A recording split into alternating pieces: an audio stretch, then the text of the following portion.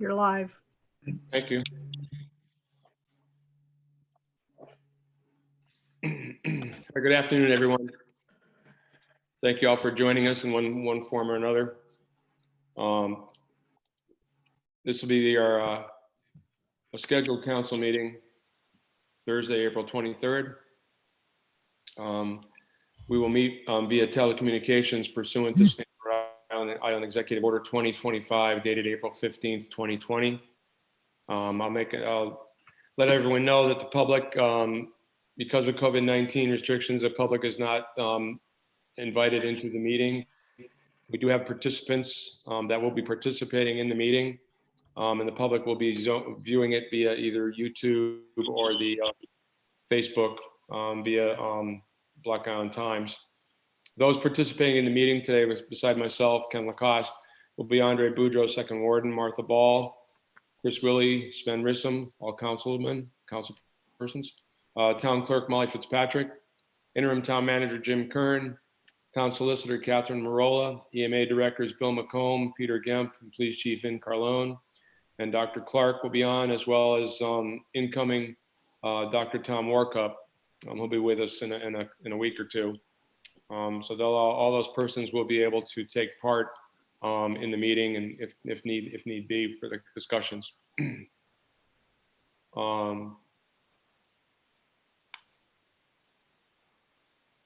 I'd like to take a moment to thank Cara Castellanos and Vivian Donis for doing the translations for the town notices that are posted. We appreciate that very much, and appreciate being able to get the word out to everyone on the island. I believe that if anyone needs to email any comments, those could be emailed to townclerk@new-shoreham.com. Molly Fitzpatrick will be monitoring for those comments.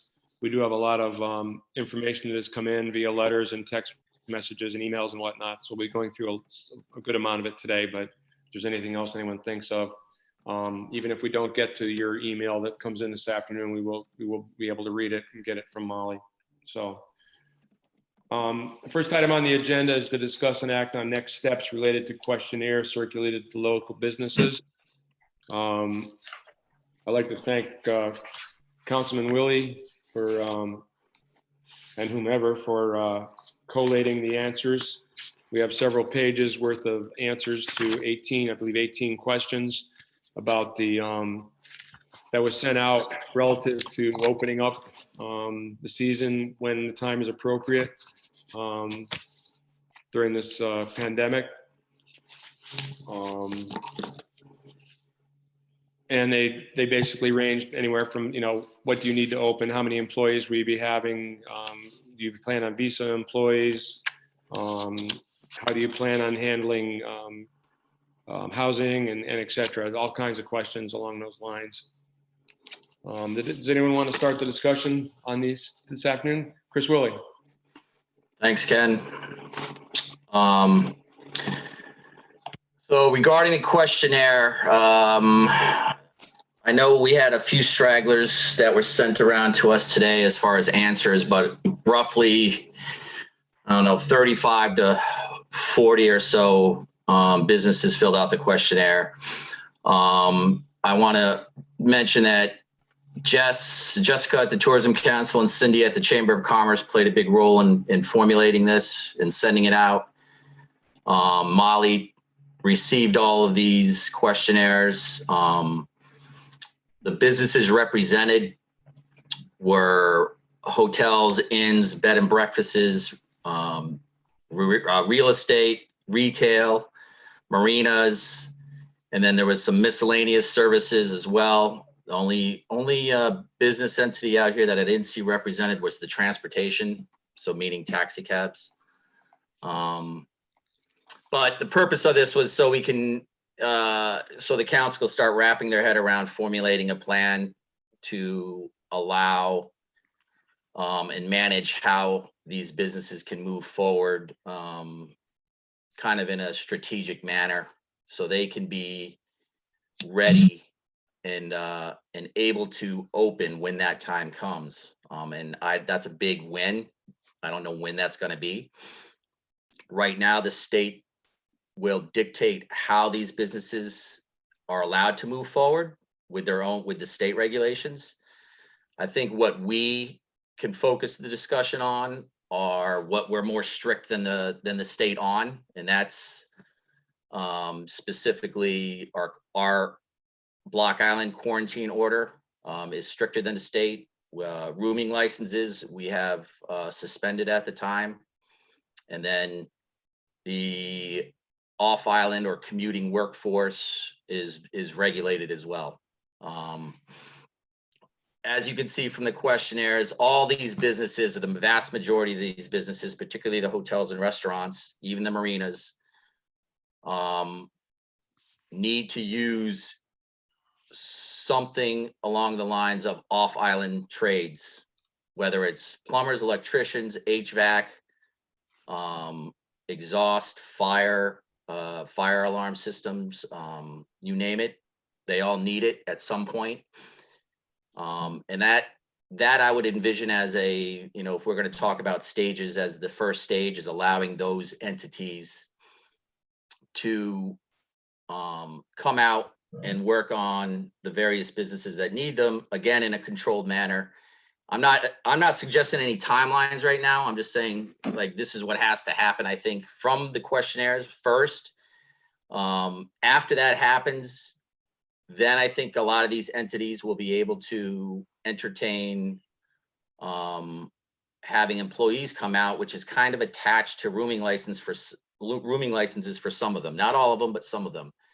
So that has to be discussed, that mechanism, because as I understand it, rooming licenses can't be issued until there's an inspection by our minimum housing person. So what is that timeline? And I think we need to get that timeline established, and these entities, these businesses need to be able to schedule that before our minimum housing person gets there to inspect. And then after you have your employees arrive in quarantine, if the quarantine order is still in place, which I'm pretty sure it will be, then, last would be being ready, having these businesses ready to open when the state actually allows them to. I think we can do this. We have the opportunity to do it with their cooperation, methodically, in stages. I want to give these businesses, I'm not, I attended or listened in on the Tourism Council's meeting. And the one positive that I took away from that is Block Island, when it's time to open, is staged nicely compared to the rest of the state to have or salvage some sort of summer when we're comparatively, we're a destination. And so when that time comes, we actually are positioned nicely to accommodate some type of tourist business. Again, the timeline is the big question, but a lot of that I think is going to be dictated by the state. So I think if we focus on the things that we are more strict on, then we can start the discussion that way and try to establish something so that these businesses can plan accordingly. Because right now it's up in the air, and so the purpose of the questionnaire was actually to get us all that information so we can formulate a plan. And I tried to summarize it as best I could. I know I'll add the stragglers in that I received this morning to the totals, and I'll send that back out if you'd like. But I think everybody can get the idea from reading them what a lot of the businesses plan on doing or want to do, and use that to your, in making your decisions as we move forward. Thank you, Chris.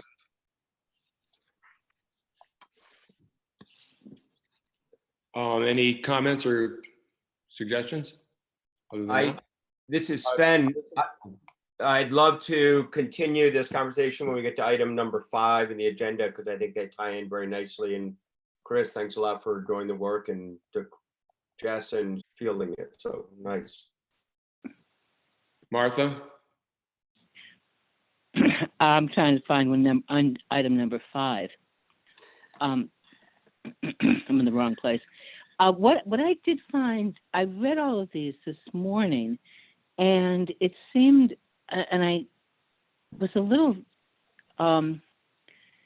disturbed, surprised that there seem to be a number of these who think their opening their May 8th, everything is going to just be wide open. And I don't think we've ever conveyed that message. May I? Yeah, go I ahead, mean, Chris. there were a handful of people who qualified with when the rules, according to local and state rules. But I don't know. I haven't checked. I don't know what the status right now is of the visa program. I don't know what the status is of travel ban. I mean, none of those things seem to be addressed at all. It was a little strange. Chris Willie?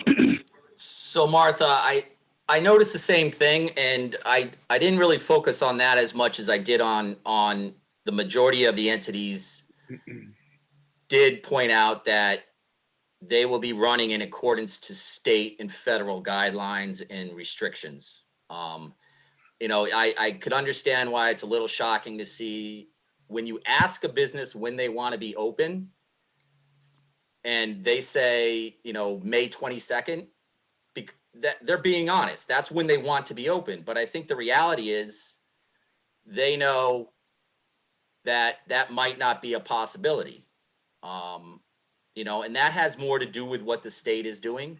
So, as we move forward, I think the focus isn't necessarily on that part of the questionnaire. It's more on the part of our own restrictions that we actually control, that are above and beyond what the state does. Because the reality is the state is going to dictate when restaurants can be open beyond takeout. The state is going to dictate when bars can actually function as a bar.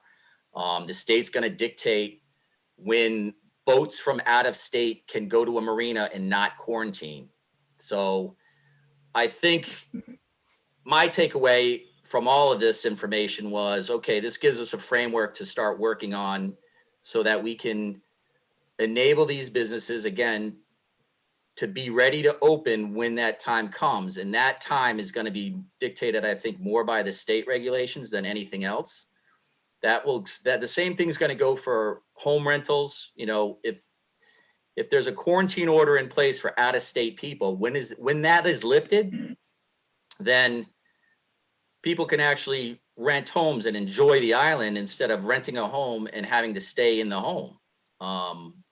The same thing goes for rooming licenses and renting rooms and hotel rooms. Is if there's a quarantine order still in place, then how is that actually going to work for a rooming house? And that again that's all state mandated orders that I don't think we should focus so much on as compared to what our local restrictions are that are preventing a lot of these places from moving forward.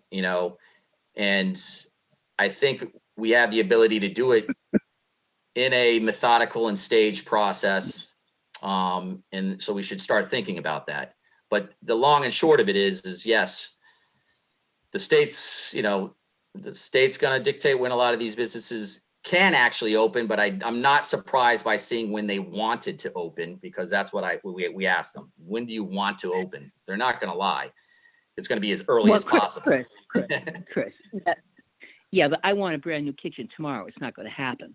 Right. I think this has been my concern from the get-go, that I just want to be really, really clear that there is no way anything is going to happen that isn't sanctioned on all these various levels. And that if everybody wants to open May 8th, if we don't have the go-ahead from other, even our own medical center, no, it's not. I don't want to give anybody the impression that they're voting on what's going to happen here. Okay, Andre? I did have the opportunity to speak with Cindy, and I do want to thank Cindy and Jess. They are very helpful, and they've both agreed to continue to be helpful in advising the town council in these matters moving forward. Regarding Martha, big Martha and anybody regarding the J1 program, it's not on hold. It appears as though some of those individuals will be coming between mid-June and the end of June. I guess there was some issue last year about temporary cards taking up to 2 weeks to process. And that might put a damper on some of their plans for even coming, which nobody will ever know. And the H2Bs, apparently, like a lot of these are left at a loose end because they go to different jobs at different times of the year. And this would be the time where they would be moving to Block Island. And right now, I think a lot of them are on hold. Yeah, that's why I didn't ask about those at all. I was only asking Yeah. about the J1 specifically because of that.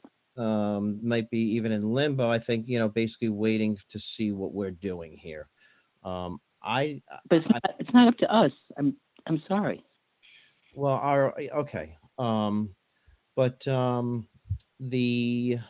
With regards to, I read all of these very closely myself, and with regards to opening up May 8th, I think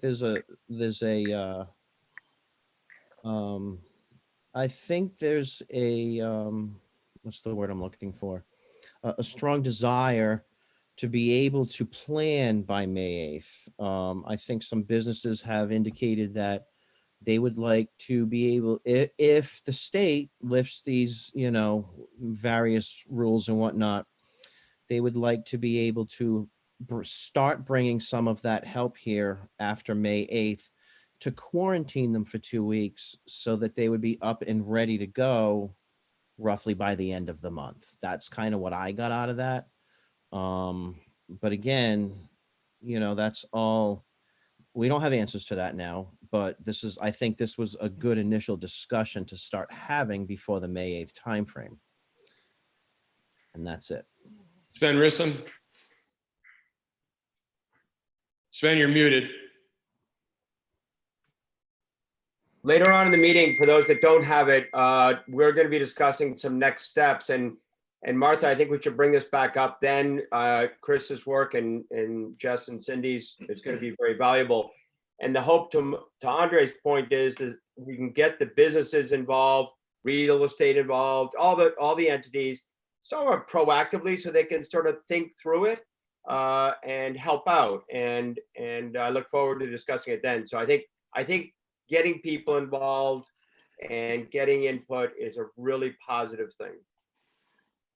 I'm not disagreeing with input. I'm just saying I was surprised. Martha at the speaking. result.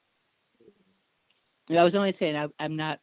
I think input is very important. I was just a little unsettled by some of the results. Right. I'd like to point out. That's just a statement. I'd like to point out too that what we're talking about, I mean, we need to put the cart before the horse. The island has been more restrictive than the governor's restrictions. So yes, it does matter when she opens things up to some degree, but at the same time, we will coordinate our restrictions accordingly, but that we've been more restrictive than the mainland has. And as a result, we are in a much better position medically, I think, going forward. So just remember that ultimately, once the governor opens things up, then it's up to us to adjust ourselves one way or the other. Andre? So Chief Carlone, you on here? Yes, I am. Chief, thank you. So I know, a few meetings back, you brought this whole situation up as, I think probably one of the first people to bring this up to our attention, or, put it in the forefront. And I'm just wondering if there was any kind of, I know you had pretty much said that it was kind of scaring the hell out of you. So I'm just kind of wondering, and I think this whole thing of this inundation of these folks from God knows where, everywhere, pretty much, a lot of places, coming here does make a lot of people uneasy who are not in the business community. So have you had any other chance to think about some kind of protocols or some kind of, way to integrate these folks in a safe manner yet? And if not, that's fine, because like I said, we're just talking about this now, and I think we need to all put our minds together on it. Well, I was thinking if the businesses could introduce them in dribs and drabs, depending on who they actually need at the moment, that would probably make a lot of sense. Looking toward a minimal number of amount to begin with. So maybe a polling of the businesses, they certainly don't need, if a business has 100 people, maybe they only need 15 to begin with, who could actually be quarantined in their own rooms and possibly work at the business itself during that time. And that would be a starting approach to it, I believe. And then set a date, a further date for another group of people to arrive that they potentially need. So less obviously is more, and we introduce them in that manner. Right. Because to quarantine 4 to a room is going to be quite an interesting thing, I think. 4 young people in a room for 2 weeks is probably not a doable situation. Right. Probably create more problems than anything else. Right. Okay. Thank you on that. I may have another comment on that, but go ahead. So if we want to get the conversation back around to the actual questionnaires, we can deal with some of the other items in number 5 in terms of that. But let's and we may still be there, but just let's talk about the next steps related to the business openings. I mean, that apparently is what we need to deal with first. Is what the businesses might need and how that might correlate with what we're trying to do in terms of keeping the island safe for the next couple of weeks. Don't forget, we're still under, I believe we're still under a self-quarantine or a self isolation or whatever till the 8th of May. Are we not? Yes, we are. Yep. So you are. we have a couple weeks that we can work with. And as you said, when the governor does lift up the restrictions on interstate travel and the quarantining for anyone traveling to Rhode Island, at that point we will need to assess our position on that, because we've had that quarantine coming to Block Island, in addition to the one coming to Rhode Island. So I guess the idea, the takeaway from this is that we should try to figure out if there's a realistic estimation of when we're going to allow that influx to begin of the seasonal service personnel, to see seasonal help. Chris Willie? The seasonal help for a lot of these businesses is contingent on whether or not there are rooming licenses available. And in order for rooming licenses to be available, a lot of the trades, which I mentioned as the first stage, have to be allowed. I'm sorry. That's what I sort of meant. I didn't say it, but that's what I meant. Yeah. So, let's just look at this as 3 phases. You have these people have to be able to bring their tradespeople out, because a lot of the island tradespeople can't basically do what a lot of these people need done. And then after that, they are after an inspection, which we're going to need a little more clarification on the timeline, how that's done, who does it, and et cetera. But then the rooming license, if they need to be issued in order for their employees to come and house, then those licenses need to be issued. If they don't, then we can talk about that. But then once the employees are here and quarantined, that's, then you can move into stage 3, which is letting them prepare to open up for actual business based on whatever the state guidelines are. And wherever the state is going to be. And that's, again, the big if. Everybody's using May 8th, as Martha was saying earlier, but that May 8th, that's all that is a date that we're going to know what else the state is going to do, if it's more restrictive or less restrictive or the same. So we have that date in. But as you said, Ken, we are more restrictive than the state, and that's, I think, the focus of the discussion is relaxing those restrictions, when to relax those restrictions in order for, because right now those restrictions are preventing these businesses from getting ready. So, the timeline on relaxing those has to be discussed. Ben Rissom? I was just gonna say, we're dealing with a lot of generalities, and one of the things that was nice about the report that Chris did was it got it down by business sector or group. And it does vary. For a store owner to go in and paint their store and get the store ready is one thing. For a hotel to open up with all these utilities, et cetera, is another. So as I think when we get later in the meeting, there's a proposal to try and get a little bit smarter on each of these business areas.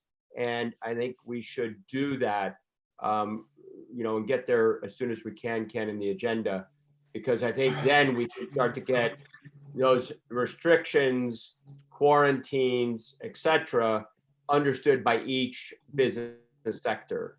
So, what is a hotel versus a marina versus a retail store, et cetera, and how do we manage through those? Because I agree with Martha, May 8th's a date, but it's just going to be another date and another change, and we'll have to see. Today, the governor canceled school for the rest of the year. Tomorrow is going to be another announcement. So it's going to continue to move. Maybe in reference to Chris's thoughts, maybe it'd be a good idea, Jim Kern, if we could get an update from you. I don't know if you can do it today, but maybe if we can get an update by next Wednesday. I'm anticipating we're probably gonna have a Wednesday meeting. If we could get an update by next Wednesday of what that minimum housing inspection process might involve and how long it would take and that sort of thing to get the answers on the rooming house licenses. We can do that. Okay. That's one step. Andre? Yeah, so just to keep the eye on that ball, whether or not our restrictions are tighter, looser, or the governor removes the restrictions by May 8th. I think that we still should be working on a plan to work with these business owners for when they do bring people here, to keep them separate, whether or not there's a quarantine upstate anyway, for a bit while they're on the island. And I think we need to get that plan together sooner rather than later, so that whether or not this happens May 8th, 10th, 12th, 30th, whatever, that they are ready to hit the ground running when they can open. So I think, like I said, like we are trying to facilitate businesses trying to salvage what they can out of a very uncertain summer while looking out for our own residents. So we have to balance the two. So I just think that if we have people coming, many workers coming from different parts of the country and other countries, that I don't think our rule of quarantining them here for 2 weeks to make sure that they're safe for our community is an unrealistic idea. But we've got, if we're going to go down that route, if the state doesn't still do it, then I think we need to get this rolling so that this can happen, like I said, so that these people can salvage what they can from the summer. Okay. And that's it. I just, I think we need to give a line out to the businesses, that almost a timeline of something. I know we can't give a timeline, but just keep it on an agenda, keep it on, discussion wise, because, all this could be out the window tomorrow. All right. Well, maybe we can have a discussion on Wednesday of that. Like I said, have a discussion of what the timeline might be for the rooming house licenses being what would be needed in order to be able to have employees might be coming to quarantine to get ready for the season. We might also have the discussion of how we want to handle the allowance of those technicians that need to come in to get the businesses ready.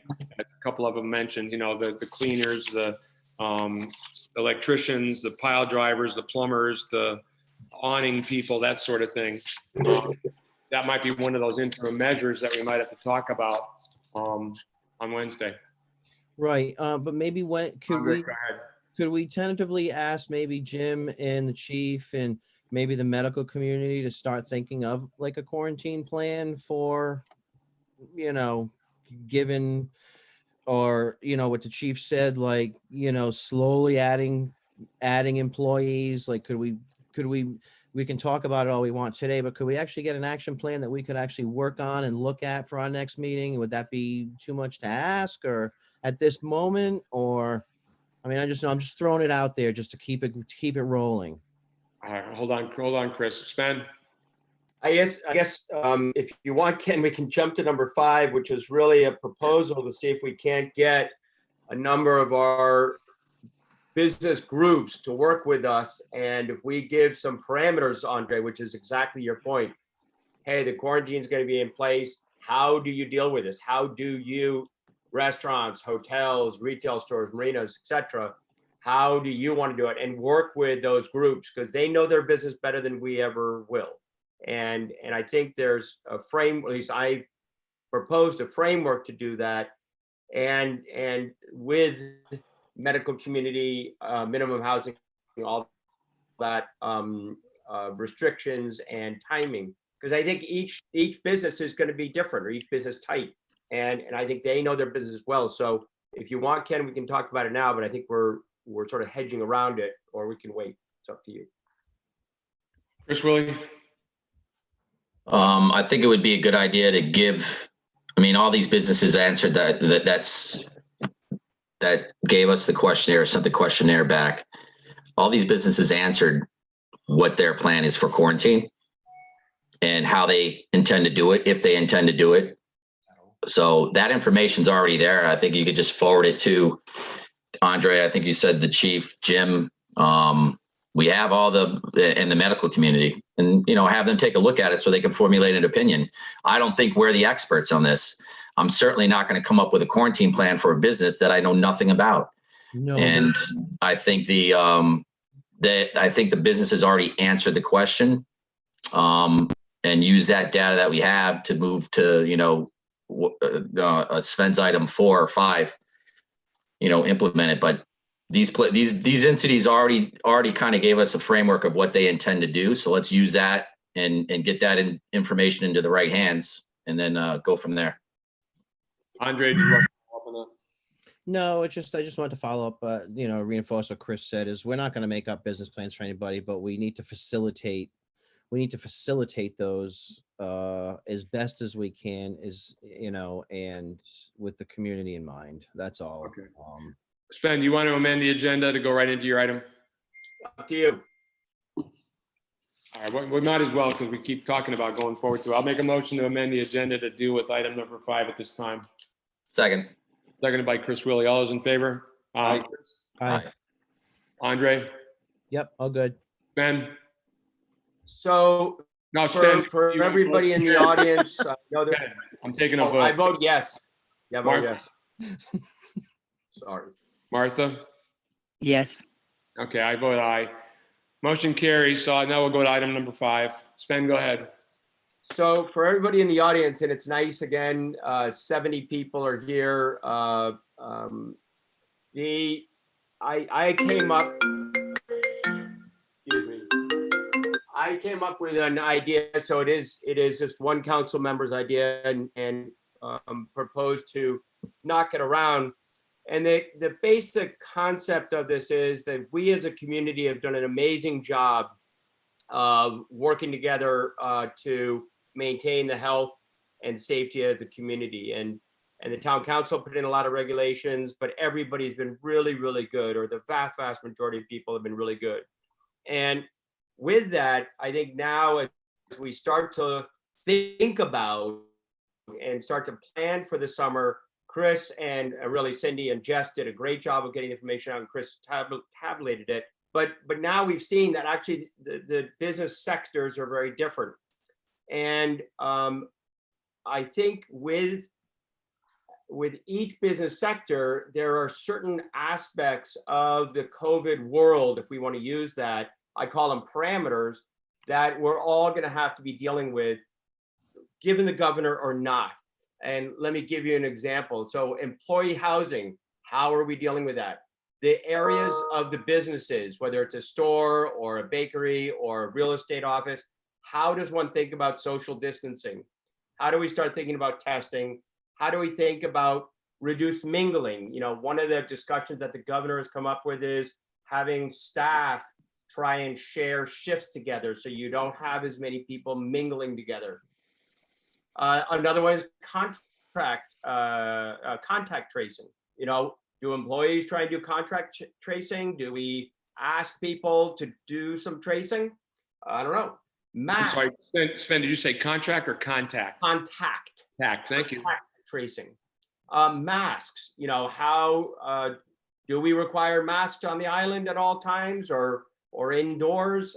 You know, what do we think is the right thing for the island? And as Andre said, we've been more restrictive, and maybe we want to keep many of those more restrictive environments to keep the island as safe as possible. So I think there are a number of parameters that the state and we have been dealing with and talking about. And now the question is, how do those parameters, so for example, how the business area and social distancing. So far, we've been at 6 feet for the state. Well, 6 feet is actually very, very difficult to think about versus square footage. And so, you know, is it about, and we'll follow the governor, of course, but if you're a hotel or an inn, or you're a store, or you're a marina, those aspects change.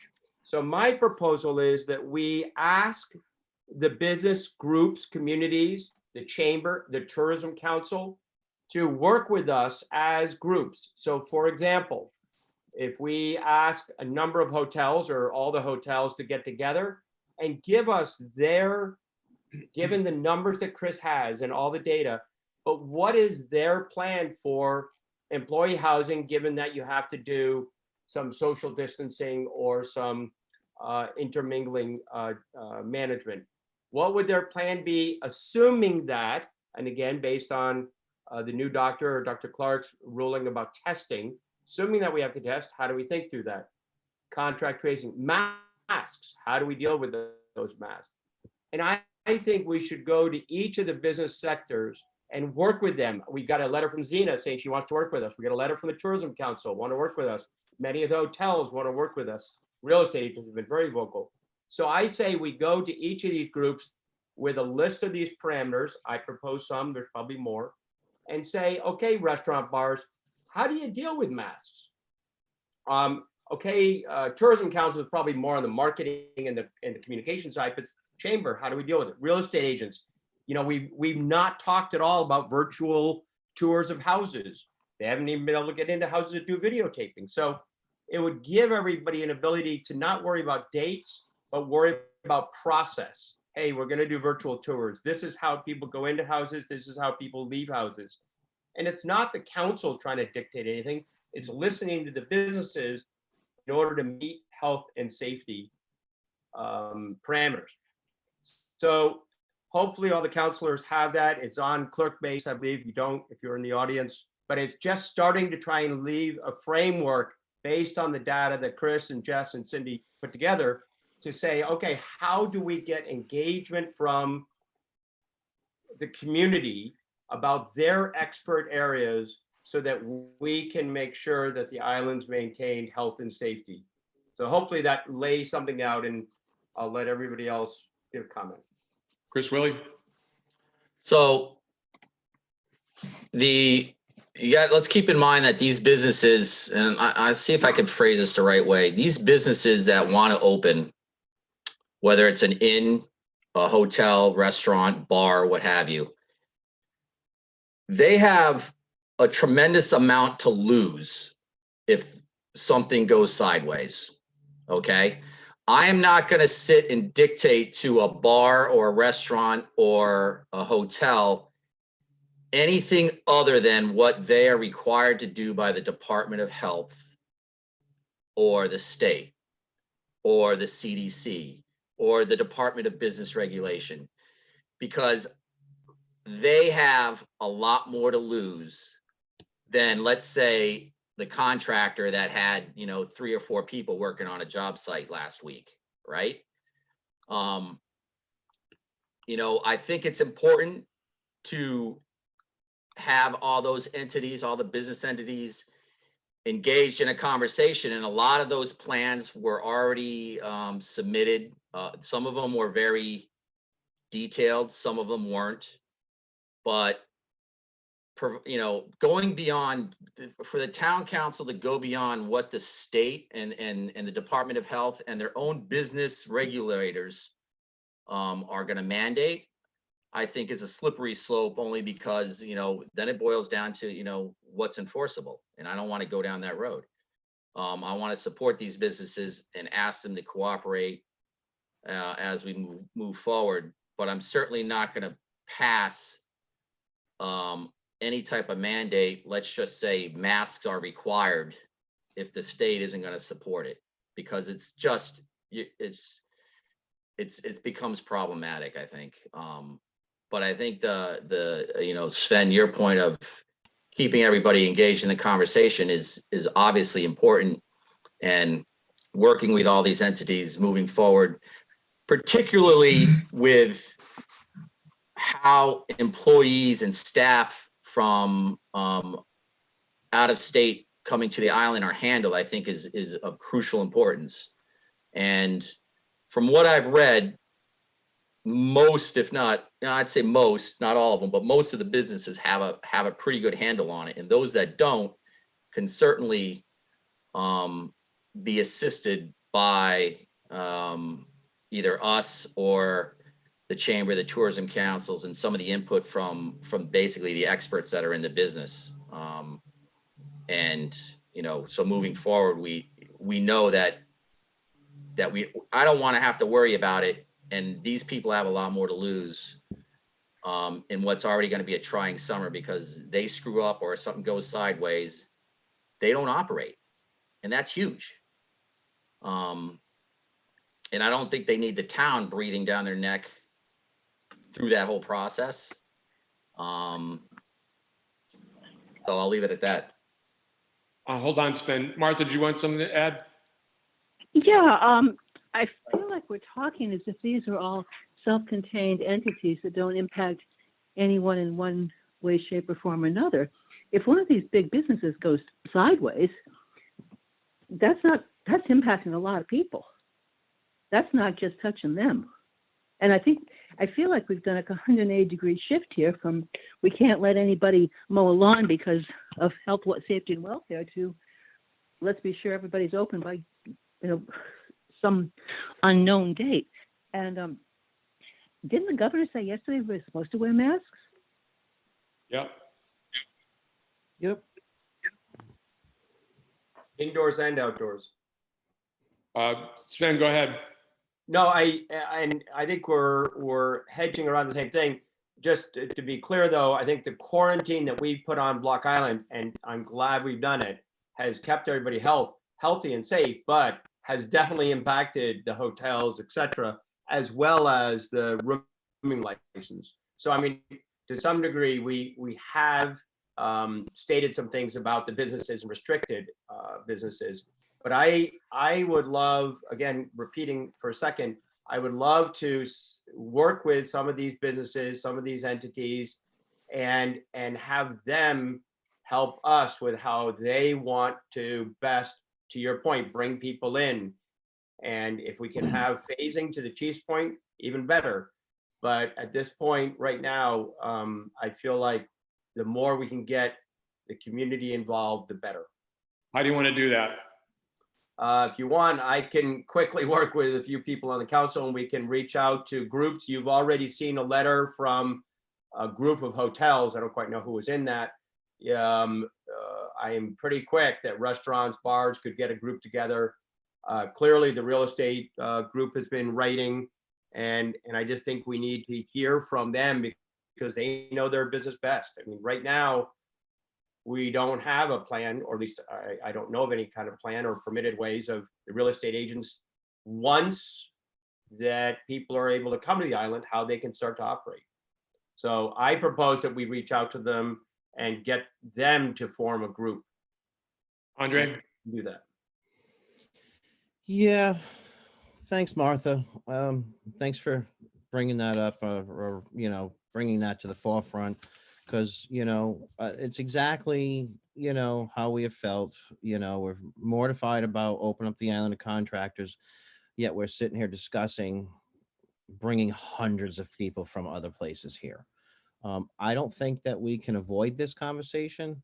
Um, and I think what we did last week, even though I didn't really agree with it, being too early and whatnot, it happened. It's not perfect, but I think I think the same kind of situation is gonna transfer over to these businesses where we have a local, for the most part, workforce that went back to work and has done 120% to abide by the rules that we've set forth. And there are others who have not. And everyone knows who they are. And they just don't seem to either think that the council has the authority to do this. They just don't think it applies to them. I get that. It's going to happen with every industry. You're going to get everyone that's going to try and do the right thing, and those who just will never try to do the right thing. But I think for the most part, what we're doing here is we're trying, and I don't think we can do anything more than that.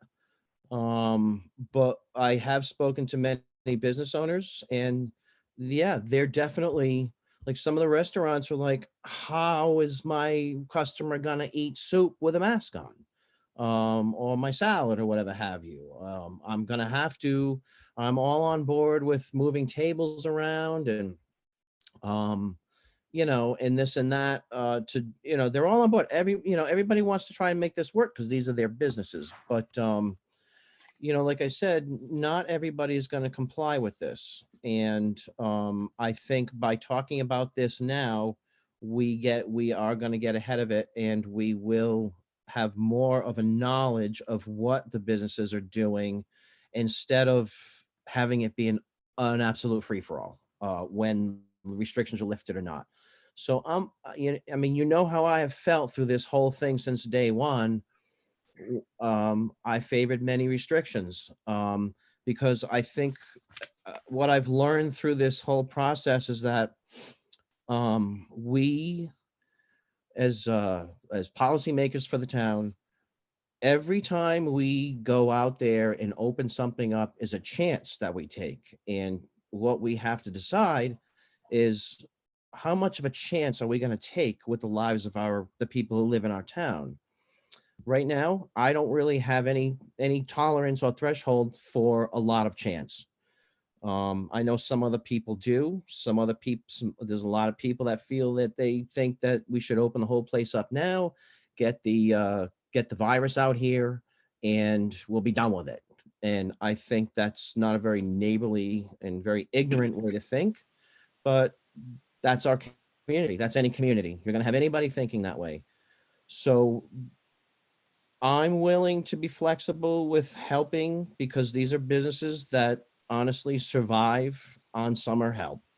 So I think we have to do the best that we can to facilitate that, and be in contact with that, instead of it having to be a free for all. But like I said, even now, there's no levels flattening out in Massachusetts, Rhode Island, Connecticut, or New York right now.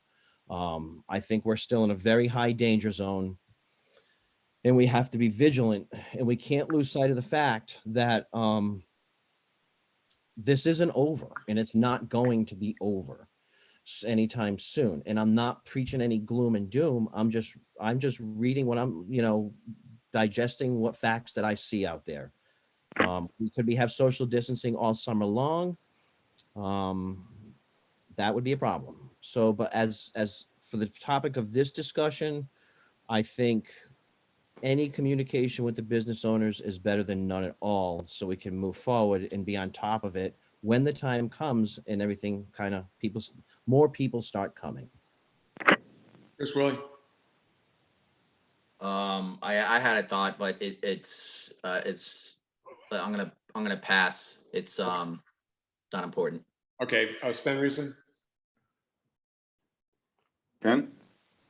Jim, Sven, can I yield to Jim? Yep. Yeah, Jim, go ahead. Perfectly happy to go after Sven.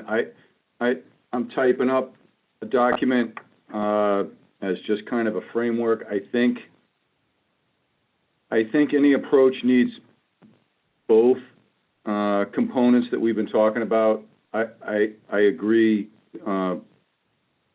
very strongly with the points that Chris made with respect to the best people to create norms and the significant motivation that businesses have to operate safely, and those norms coming from them, that creates buy-in.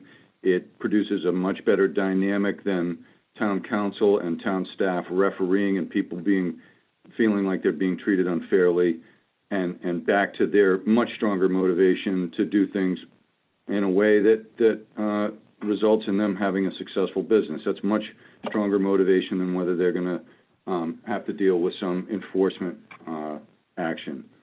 But I also think, so that kind of follows a timeline, and I think you need to fold what Sven's talking about and what Chris is talking about in together, because I think you need to talk somewhat concretely in terms of time, not so much in terms of which date is going to be which, because as everybody has said, we are part of a larger subdivision, the state of Rhode Island. We don't have to follow everything they do, but we're obviously going to fall under them for a lot of this.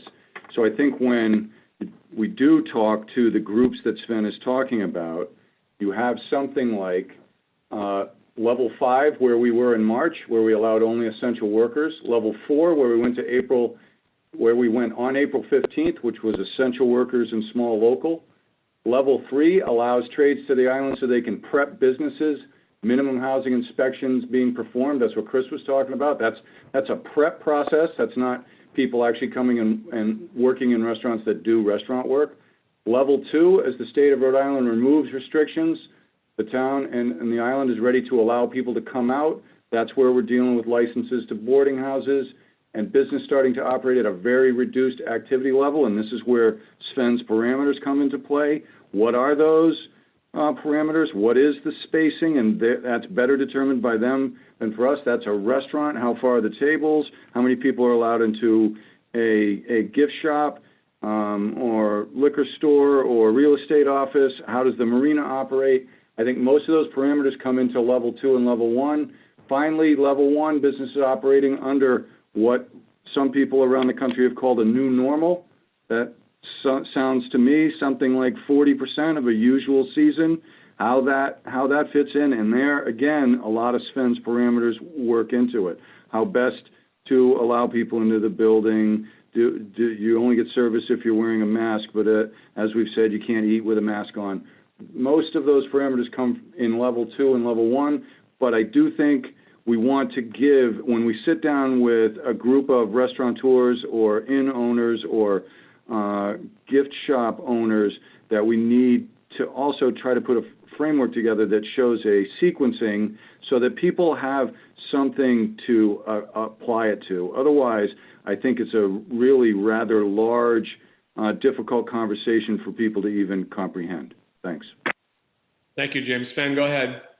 And Jim, if you can share that framework you're working on so that we can have an agenda item for Wednesday, that would be really good. And if it incorporates sort of Chris's points, because I think he was really nailing some of those housing points and key steps along with these parameters, that would be great. Just so for everybody in the audience, the proposal that I laid out had no timeline on it, and this is all about planning, in my point of view.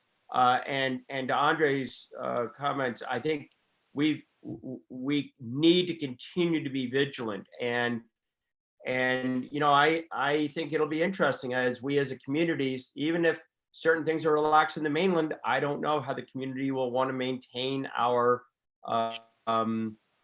vigilance for health and safety. And so I think, Jim, if you're able to get that to us in a couple of days, and then we can use that as a framework, build off mine, build off Chris's comments, everybody else's, that would be great. Again, not with dates in mind. So I don't for anybody in the audience, this isn't about opening up anything. This is about planning to let the businesses and the island think about sequencing whenever those dates and triggers may happen. And obviously the medical community is going to be critical in those triggers. Critical. Andre? Ken? Martha, I'm sorry. Martha, yes? Yeah, I was going to thank Jim for putting that together. That's what I was looking for. That sort of step by step, which does remove it from the everybody saying what they want, which is all, good to know, but it doesn't really put us in any definitive place. And I don't think. That was what I was looking for. I thank you. Thank you, Martha. Andre? Yeah, I don't want to end this, I don't want to move on from this discussion without discussing testing. But I want to hear from, either Mark Clark or or Dr. Workup about what the contemporary testing means are now. Would it be helpful to our community to institute testing for employees, or is there can you give us a rundown on the current testing things going on right now? So can you hear me, Ken? Yes, Dr. Clark, go ahead. Thank you. And Dr. Workup, you're here as well, correct? I am. Okay, great. So Tom, everyone by introduction, Dr. Tom Workup, our new medical director, is of course been following these calls and is on the call today. And Tom, you can feel free, please do chime in with your thoughts.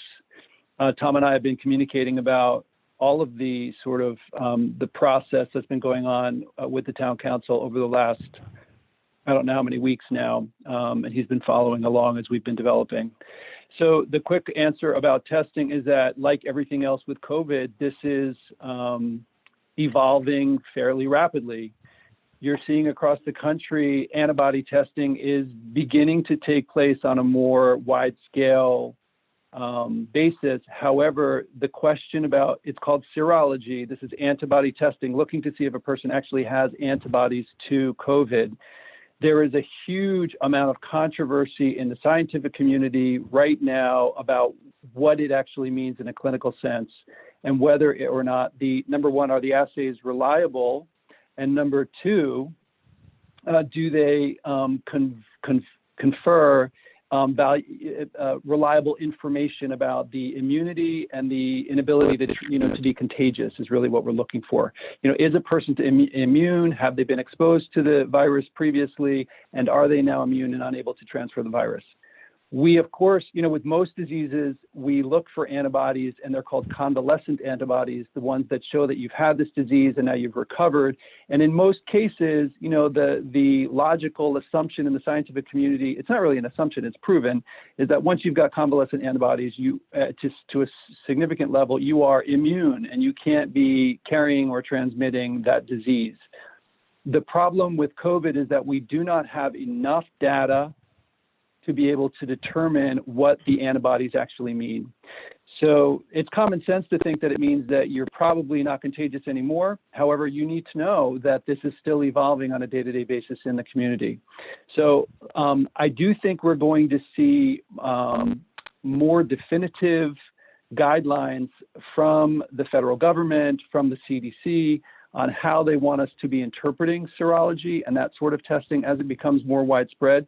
But right now, even if we have it, I guess the point that I'm making is it's not necessarily going to solve our problem. The second issue, or the second form of testing, is the one that I think may be a little bit more helpful to us. And we've seen it begin to take place from commercial labs on the mainland. And that's sort of a rapid form of DNA testing, which looks at the DNA of the virus itself. And the thing here is we're looking for a rapid test, kind of like what we do right now. It's called a point of care test, where you can get an answer in a couple of minutes with the assay done at the point of care, which in this case would be here on island. These point of care tests do exist. They do tell us about the presence of the virus in a person's body, and that would be very, very useful information.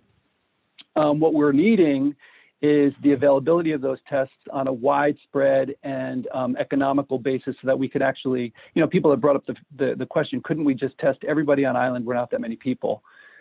So there are two forms of testing. One is serology that is developing, it is being done. However, the way to interpret those tests is still under question, and we're going to be seeing more come out from the scientific community and guidelines from the federal government on how we can use those tests in a place like Block Island. The other form of testing is point of care DNA, or it's called PCR testing. We want to see if we can, as those tests become more available, have those on island to do rapid testing for our folks here. What we've already been doing, we've had plenty of tests to test the people that need it. We've been doing swabs here at the medical center and sending those off. But the numbers that we're doing are still, they're not huge numbers. And when you're talking about testing thousands of people or more, it changes the game completely. So I know I'm not answering your question. I think I'm just giving you the background information. And what I'm saying is this is evolving rapidly. We're watching it every single day. We're following the guidelines, and we will be looking to see any way that we can use testing in terms of opening up the island and keeping people safe moving forward. But we don't have that answer yet. Obviously, we have the ability to test somebody and send the test off to a lab on the mainland. When we get a positive, we can track and trace contacts.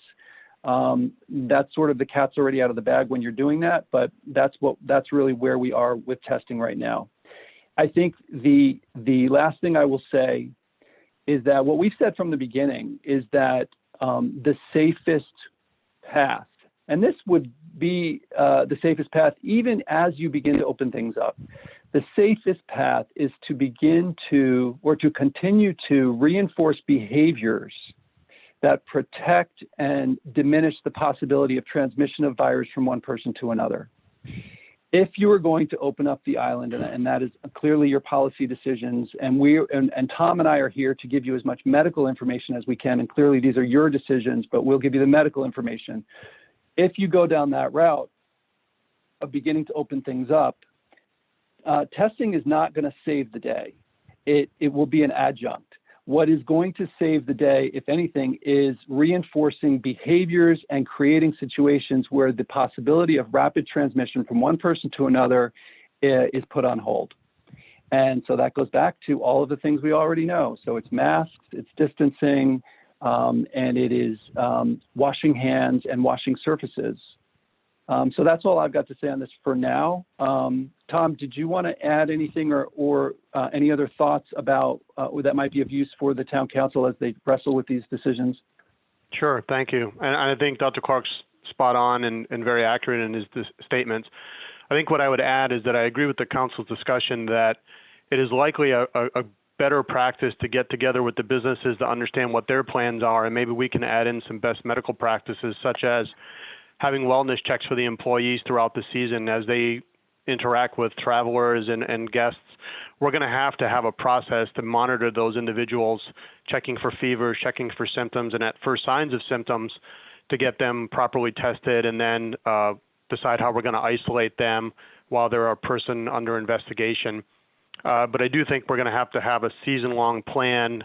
That we already have a couple plans for the health center to handle a small bloom of COVID as the island begins to open up, as well as a plan if it really seems to accelerate on us. There's a couple different ways to preserve the health center to do continuity care and also have a proper facility to do diagnostic testing for COVID. There could be things that, such as hostess or hostesses can administer hand sanitizer when people come into the restaurants and whatnot. There's a variety of ways that we can help and give best practices, and I think formulating the plan makes terrific sense. Thank you, doctors. Chris Willie? Chris? Actually, I'm happy to hear that from Dr. Warcroft and Dr. Clark, because some of the businesses did actually, as part of their plan, particularly when employees were coming out, was a wellness check. So they're already thinking about that. I did have a specific question about temperature checks, and I just want to hear it from doctors. Where does that fall in the realm of monitoring, as far as temperature checks, no matter where it is, whether it's, I think one business plan had temperature checks twice a day for incoming staff while they're quarantined. What's your take on that? I think I'd look at it a lot. Well, go ahead, Mark. I'll be quick, Tom. So, what we've known all along about this, Chris, and it's been demonstrated over and over again, and we've been talking about this at these meetings previously. Look, when you have a fever or you've got explicit symptoms, it's pretty clear you need to get checked. And so temperature checks are a good thing to confirm illness and then to go looking for COVID. But I think one of the most important messages that we need to continue to reiterate is the preponderance of cases that are asymptomatic, either because it's too early or because they're just asymptomatic. And those folks, we know from the science, are still contagious. So temperature checks are good, they're important, and having evaluating those people is very important, because of course you want to confirm and you want to trace contacts and move on it when you have a suggestion that somebody's ill. But the problem, or where we need to be vigilant, is to not allow that to give a false sense of security. So what I'm saying is, you cannot say, because we're doing temperature checks, we can let our guard down in other areas. That's all I'm saying. Tom? I think it's a lot, as we talked about those antibodies and convalescent testing. It's a piece of data for us to look at, which is clearly if you have a fever, that has to be dealt with. But it's that routine maintenance, that commonality of saying, how are your symptoms? Do you have any new respiratory symptoms? Do you have a fever? And if you do, we can automatically get contact tracing going, like Councilman Rysam was saying, and as well as get those people tested and moved out of the path of other infectious possibilities.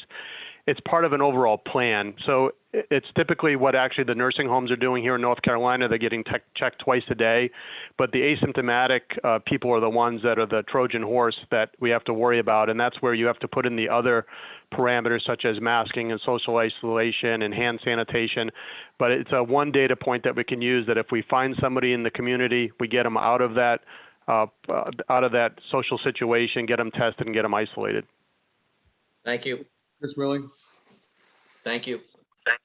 I think as far as the temperature checks go, I think it's probably just as important taking the temperature is to have the businesses and the employees buy into the whole concept of, if you feel ill in any way on several different fronts, you don't go to work.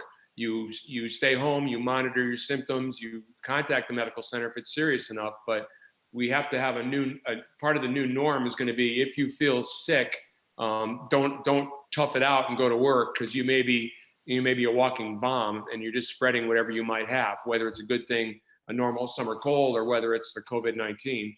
So that needs to be a strong message. And I think it's going to take a commitment on a philosophical level by the businesses as well as the employees to allow that mindset to override what ordinarily they might be more concerned about, and that is staffing shortages and being able to serve everybody. We're going to have a dedication towards well-being on a different level than I think we've had before, unless I'm wrong. Anyone? Well, I mean, it's Chris we're Willie? gonna have get used to a new way of doing business for a while, Right. and that's the reality of it. And part of that is, what you just said, Ken. It's going to be a different way of doing business, and people are going to have to get used to it for probably the entire summer. So, if not longer, I envision longer. Ben Rissam? If you want, I think Jim's levels 1, 2, 3, 4, whatever they were. I can try and put that together with some of the parameters and Chris's thing, so that on Wednesday would love to have a discussion as to a framework, just sort of furthering this point, and then how to bring the businesses into it in a positive way. If you want to do that, Ken, I can help. Okay, yeah, definitely work up an agenda item for me. Send the agenda item. The other thing I think we could talk about at this point in time is we've had some concerns that have been expressed to us about a number of different events And we know what is and isn't happening over in Newport. But we've had questions about, what about the race week? What about the Shad Run? I mean, I think that's been canceled. What about 4th of July? What about this and that and the other thing? The businesses and I think the different entities in town are looking for some sort of indication as soon as possible of what they should expect to cancel or not cancel or be allowed to happen. At what point do we think that we can give them a better indication of that? Anybody? Martha Ball? Yeah, I was a little struck by that also because I'm on the boards of the Historical and the Harbor Church, and we're talking like, we may not be able to do anything as far as events go. Those are just pretty much off the table, and those are our fundraisers. And it feels like everybody's waiting for us to tell them, no, you can't do this. And I don't know when the governor's numbers are going to change, or the numbers from upstate are going to change, but I mean, aren't we at like 5 or 6 people right now? From here and upstate, and I mean, for groups. somehow I don't see Right. groups. Now somehow I don't see that changing to 200 rapidly. I hope I'm wrong, Right. but I'm just surprised that people are. It feels like people aren't taking this as seriously as I thought we all were, Chris, and I think they are. So I don't know what they're looking for. yeah, Chris. Yeah, I understand Martha's concern there. I was a little, when you're talking about, I don't know, what was the email today, race week? One of them that we've gotten, yeah. Yeah, it's one of them. What's that? That's the 3rd week of June. I want everybody to take a very real, I mean, I don't know what is gonna, other than us saying cancel it, but businesses have the ability to make their own decisions. And when it comes to events like that, look at what the rest of the state has done. If you need guidance, because you have an event that's coming up 3rd week of June, and the state doesn't lift the more than 5 person in a group rule or order right now, right? That if that's not lifted, well, that event clearly can't happen.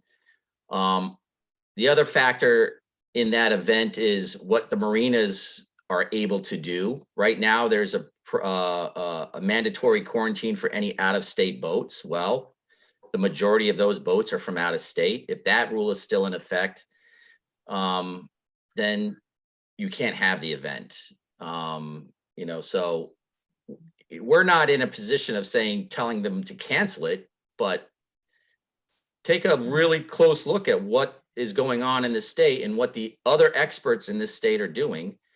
We're not Newport, but you can certainly look to, Newport is a event-based tourist economy. They have events all the time. And if I was to hold an event on Block Island, I would look at what Newport is doing and how they're managing it and maybe follow suit. To be, Shad Bloom was scheduled for May 8th or May 9th. Yeah.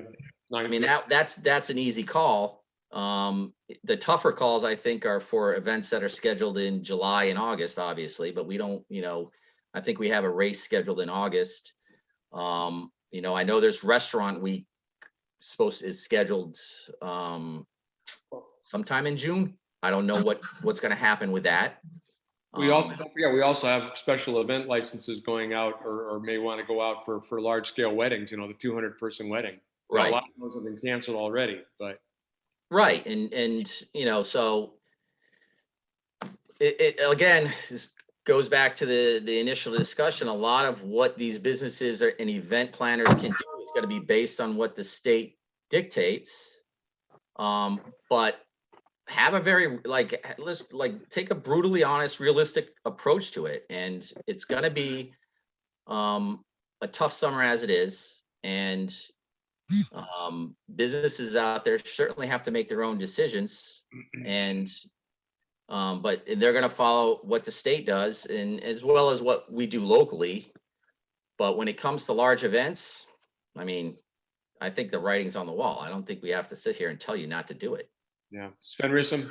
Just building on that, I know Northlight Fibers had a knitting retreat with 70 people coming in from around the country and actually from Europe.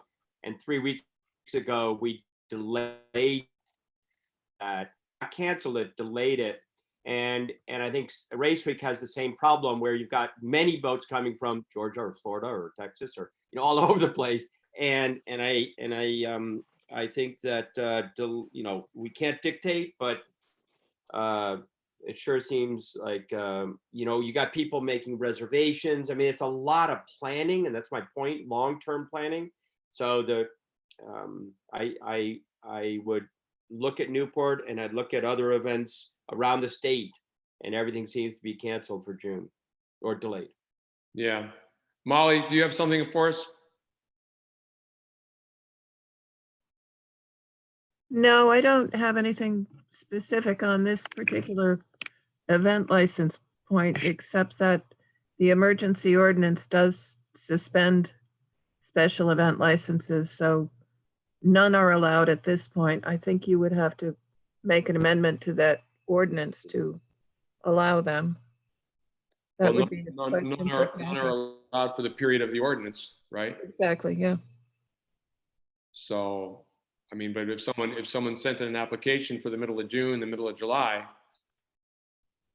would it be Oh, no. We're not processing them. Okay, all right, thank you. Andre? Yeah, to answer that question about the emails and whatnot about, big events and, I don't mind getting those. I'm actually impressed. Kind of happy that some people are still asking us things like that.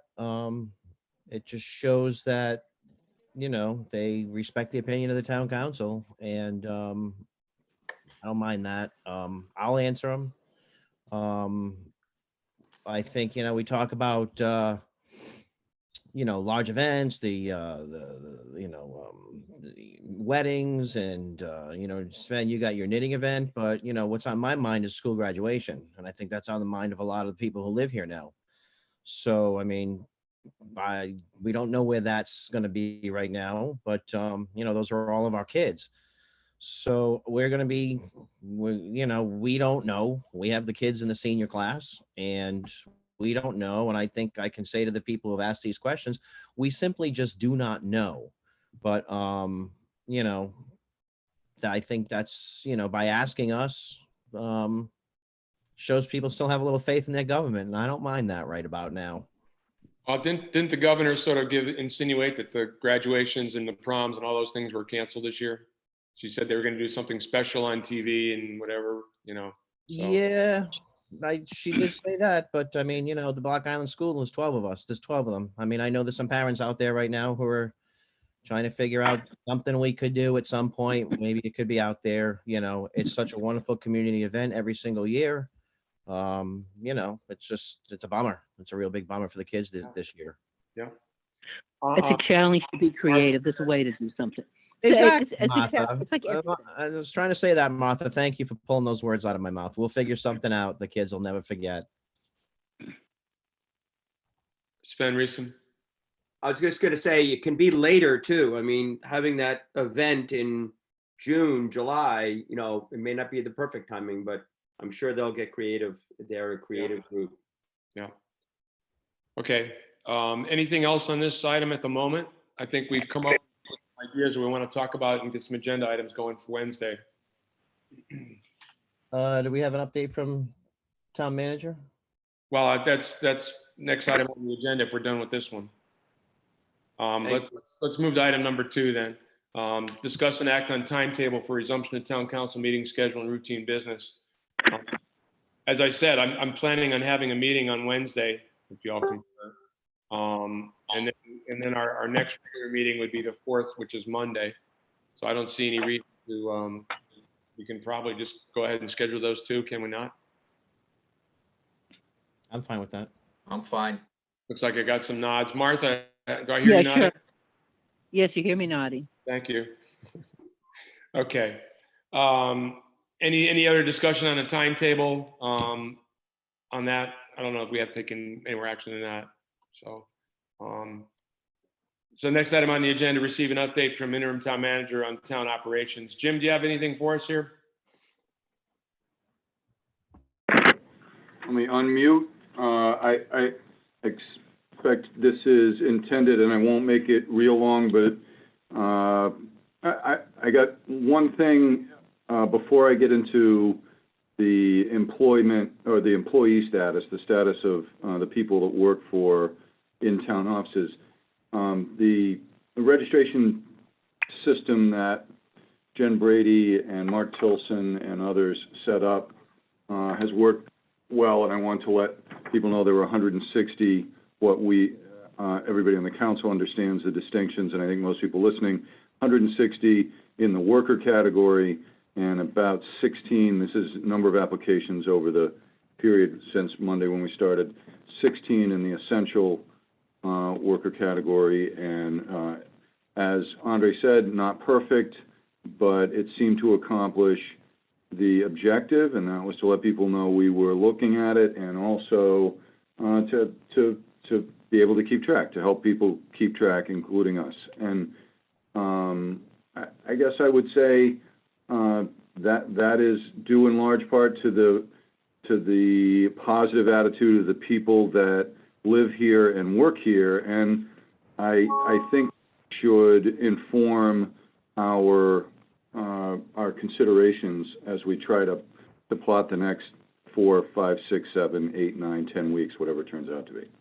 Jim, if I can interrupt it for a minute, I'd like to point out, I'd like to appreciate the hard work done by Jen and Mark Tilson on getting this thing going and making it operational, and putting the time in and all the phone calls and everything it takes to get it going, and especially with Mark for following up on it and acting on enforcement when we've made phone calls to him. He's definitely been checking up on it, and he's been doing a great job. I just want to give those two a lot of credits for getting it done. Concur, terrific job by both of them. Quickly, as I think most everyone knows, middle of March, when we were kind of going down the activity slope, we went to closing town hall and putting the employees on administrative leave, with the exception of essential employees.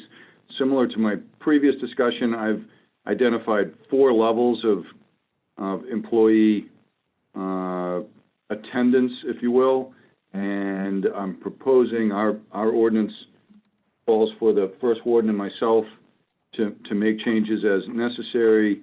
My proposal to the first warden, and to let everyone else on the council know, is that we move to level 3 beginning of next week. That's technically Sunday because that's when the payroll starts, but Monday for the purposes of most people who work in town buildings.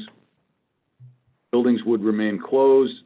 Employees are now expected to work as opposed to being on administrative leave. Wide discretion allowed for the different functions as offices and highway and recreation and different functions arranged to be working.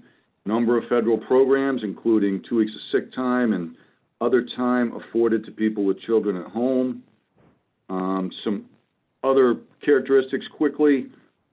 We are looking for people to work from home to every extent practicable. This is the status that virtually every city and town hall in Rhode Island has been in for the last some number of months.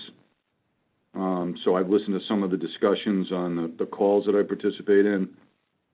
Generally 1 employee per office. This is generally, not all of them.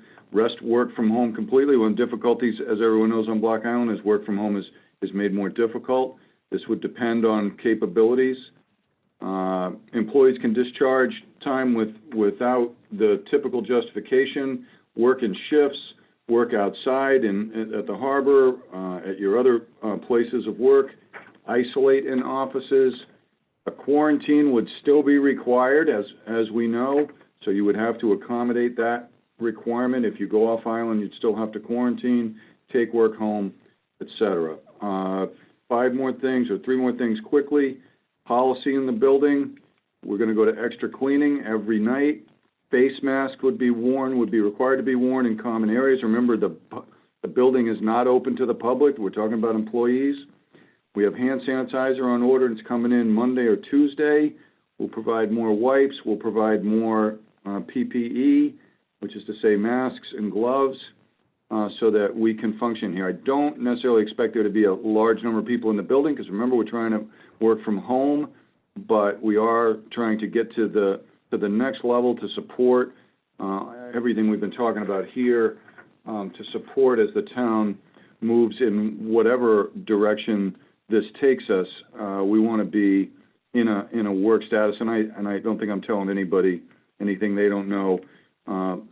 The change in season, we have some other things that if we're fortunate and things develop in a favorable way, we want to be outside and be preparing for being able to provide some of the things that make this place such a great place in the summer. And I'll stop there. Thanks. Jim, could you just give us an update? I know, or maybe with Molly's input on what the plan is going forward for access to the materials in the vault? I don't know if you want to defer to Molly or not. Maybe I should let Molly go first so I don't say something, and if she were sitting next to me, she'd be making faces. I'll let her go. She and I haven't spent a lot of time working, but we have had some substantive conversations. But that's kind of her domain. Okay, Molly? Sure, I'm happy to explain it. Thank you. We're going to put the indexes for the land evidence records onto the town's website. People can scroll through the indexes and select the documents that they need to see. That will have instructions on the website telling them how they can order access to those documents. So they won't be allowed to go in the vault. We just don't have any way of keeping the vault clean. You know, you're talking about cleaning volumes of books. There's no practical way to do it. So in order to limit access and to keep the employees safe that actually have to go into the vault every day, we're going to be taking orders online for any documents that title searchers or real estate agents might need. Great. Are you done? I am. Thank you. Okay, I didn't know if your mic had lost. I've lost your mic or not. Thank you, Molly. That's good news. I'm sure it's a relief for everyone. Does anyone have any questions for Jim or Molly? Council? Okay. Ken, can I say one more thing quickly? As we move, and we're at least, I would expect, weeks away from this, the next level up would be buildings open for limited hours. Another thing that Amy, Molly, and others and I have talked about is drop boxes and door and tables outside. The active wind on Black Island creates some issues there. But just so people, if they're listening to this, again, if things move favorably, we won't stop at level 3. We'll keep going and create access. But we're not looking for. I think it should be apparent to people that we're not looking to make Town Hall a place where people are coming in. We would love Town Hall to be this kind of place. It's the whole purpose of a Town Hall. But given what we've got going on, we don't want it to be a place where people are collecting and exchanging, infection with each other, or even just being a place where people are collecting. So, like to do that when we can, but in the near future, it won't be part of the plan. Okay, thank you, Jim. I think something that occurred to me, and we might want to have it on an agenda item for Wednesday, is a discussion of license renewals, particularly shellfish license and taxi license renewals. I'll just leave that on. Throw that out there, and we'll have a discussion, I think, on what we want to do with those 2 items on Wednesday. I know it's a concern, given the parameters we just talked about and the social distancing. So that was mentioned in a letter we did receive this afternoon too. If there's no other questions, I'll move on to number 4, which was just put on there in case there were points of clarification needed on the April 15th, 2020 emergency ordinance.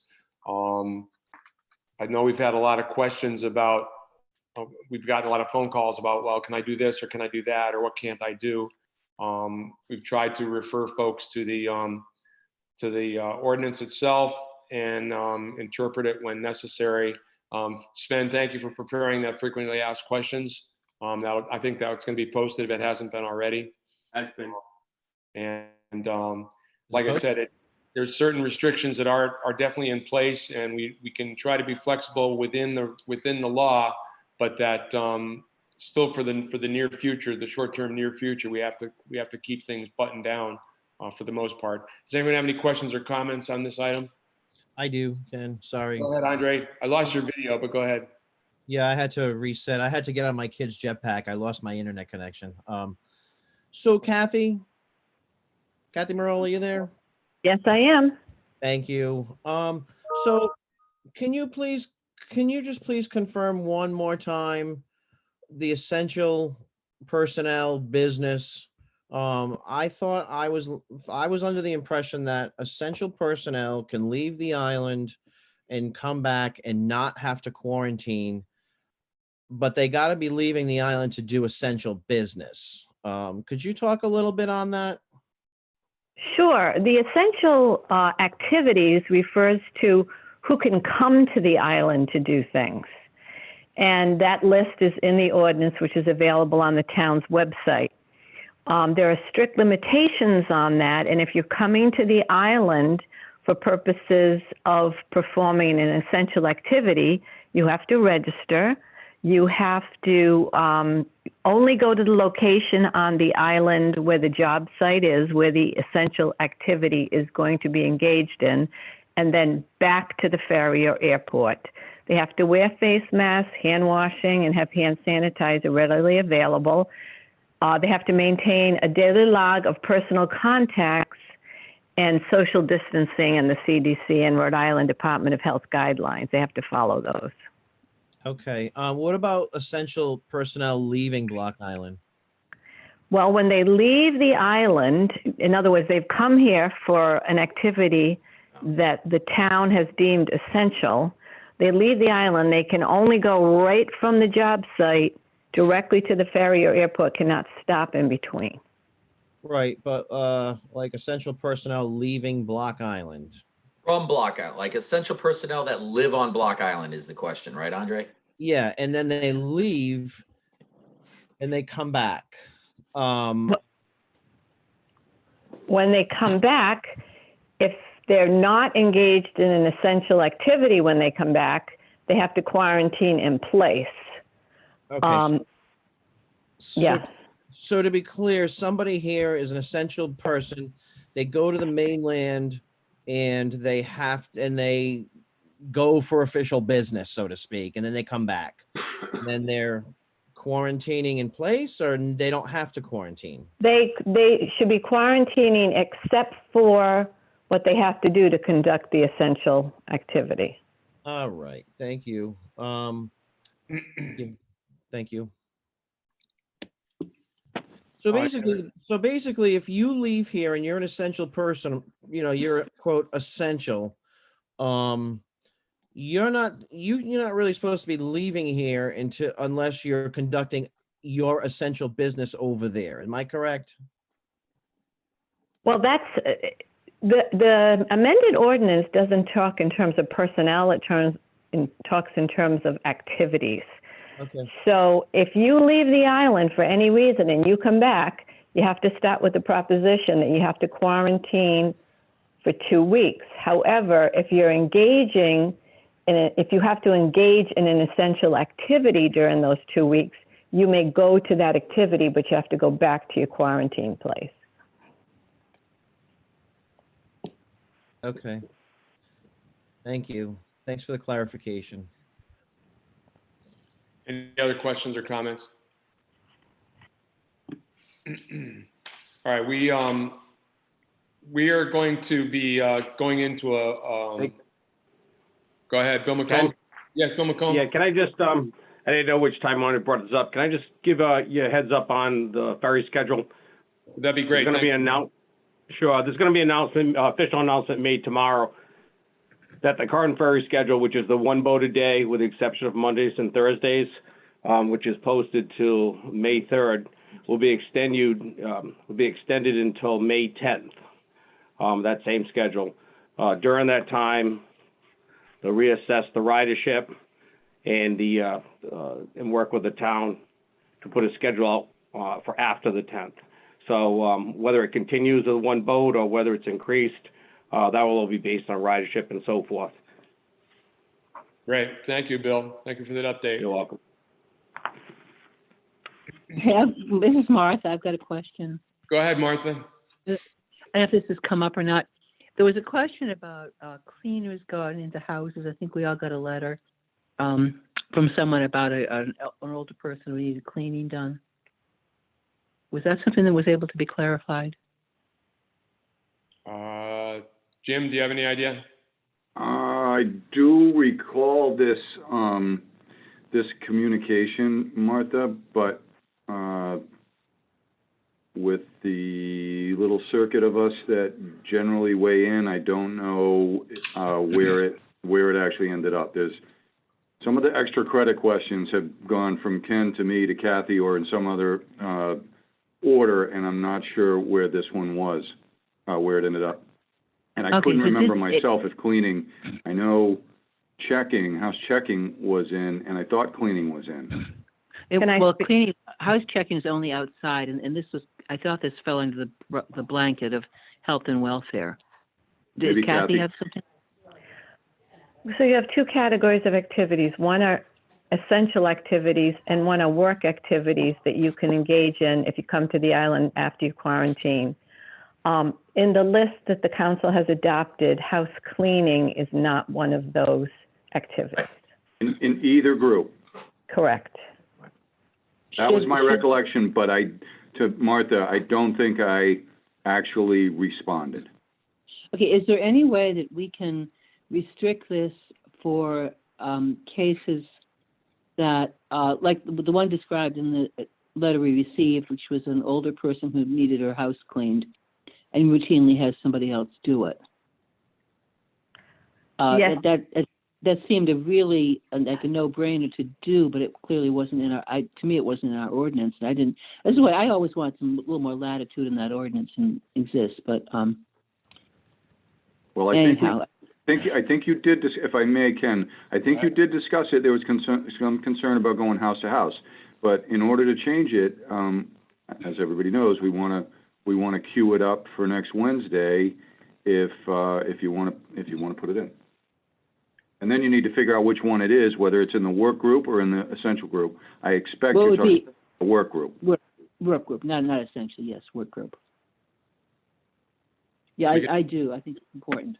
All right, Martha, we can certainly have that discussion, Martha. If you want to just make a recommendation in terms of the wording on the agenda item, I'd be glad to put it on. Okay, thank you. Thank you. Sven Rissen. Yeah, Martha, when you do that, I know we've also gotten emails about cleaners coming from the mainland to clean, and I don't believe that was the intent of that email for the senior citizen. So no, it was not. I know. So we just have. That's where the crafting becomes important. So thank you. Right. Anything else? So we are going to go into our closed session. Before we do, we actually have two items that we'll be going into closed session for.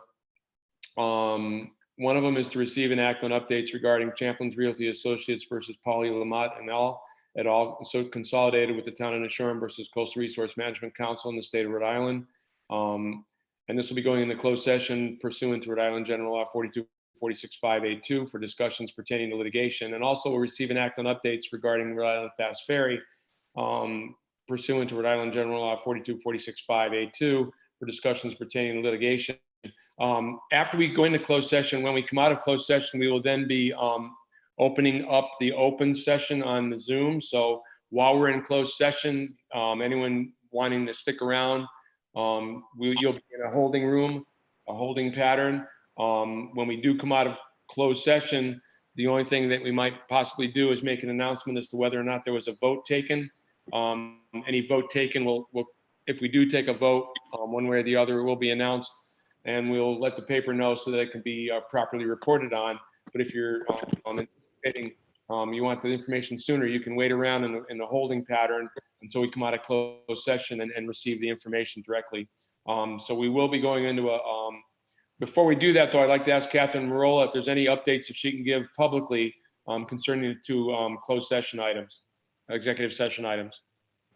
Sure. We'll take them in order. The Champlins case, as many people know, on February 11th of this year, Judge Rogers upheld the decision of the CRMC denying the Champlins application to expand its marina.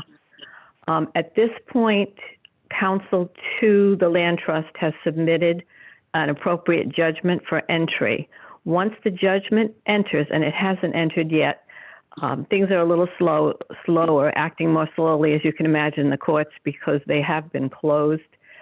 Once that judgment enters, Champlins will have 20 days to file a petition for writ of certiorari, which is a form of appeal, to the Rhode Island Supreme Court.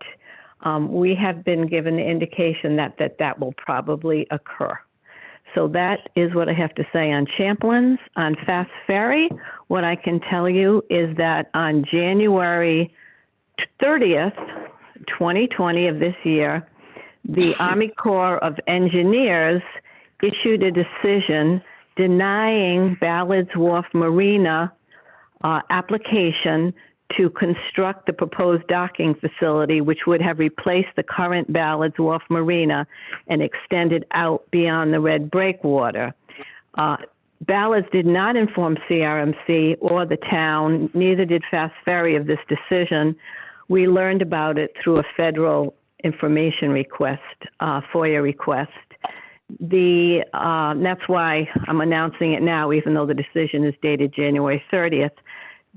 Basically, the Army Corps of Engineers determined that the proposed docking facility would basically hinder navigation, would not further the purpose of the federal navigation project. So that application has been denied. We sent that decision to CRMC, informed them as to what the Army Corps had done, and CRMC has also issued a decision dated April 17th to Ballard's Wharf Realty and TNC Holdings denying their application. So that's what I have to say in public about those two matters. Very good. Thank you, Catherine. I'll make a motion to go into closed session pursuant to Rhode Island General Law 42465A2. All those in favor, Chris? I'll second that. I'm sorry. Thank you, Andre. Seconded by Andre. All those in favor, Andre? Can I just say one thing before we leave this meeting? We got to vote on it. Got to vote on it. Let's All right. vote on it. Andre votes aye. Chris? Aye. Bren? Aye. Martha? I'm voting aye. Now, I'm going off. Do I have to call back a different number? Yes, you do. That information, you should have that information, but I will text it to you. I have the information. I just didn't know when to call back. Well, as soon as we go into holding pattern, you call back with your phone. So you need to disconnect from this one and call back on the other number. Okay, thanks. All right, I'll vote aye. Motion carries. Andre? Yeah, I think it's important to remember that, during these times, we lost a few people on Block Island. We, still lovely woman, Martha Wilson, and former Counselor Hutch passed on. And I just want to mention that to the public because, these were really, really good island folks that, no longer with us. And Edie Blaine turned 91 last week that we forgot to mention. And if everybody knows, she's still very involved. And I feel bad that I outlawed balloons on her because I'd like to bring her a balloon. But if you want to go by and say hi to Edie, wish her a happy 91st birthday, but just don't tear up her lawn. Thank you, Andre. If you do, don't tell her I sent you, for crying out loud. All right. Happy birthday, Edie, and farewell to the other two, Martha Wilson and Hotch. They're good people. Thank you. Thank you, Andre. Concur. All those attending, the participants in the meeting, thank you all for participating. To the council, I'm saying either go off or just put yourself on mute, and we will convene in a couple minutes to do the closed session. Thank you, everyone. Thank you.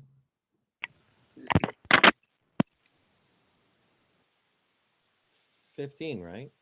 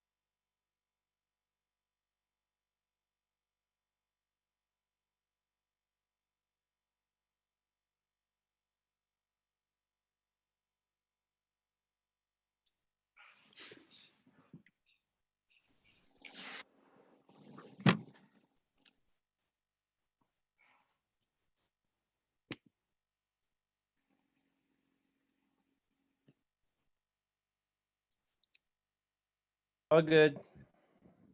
All right, just gotta wait. I'm gonna wait for Martha. I think she's still on the phone. We have a quorum. She'll finally figure it out. There'll be nobody here. We are live on YouTube.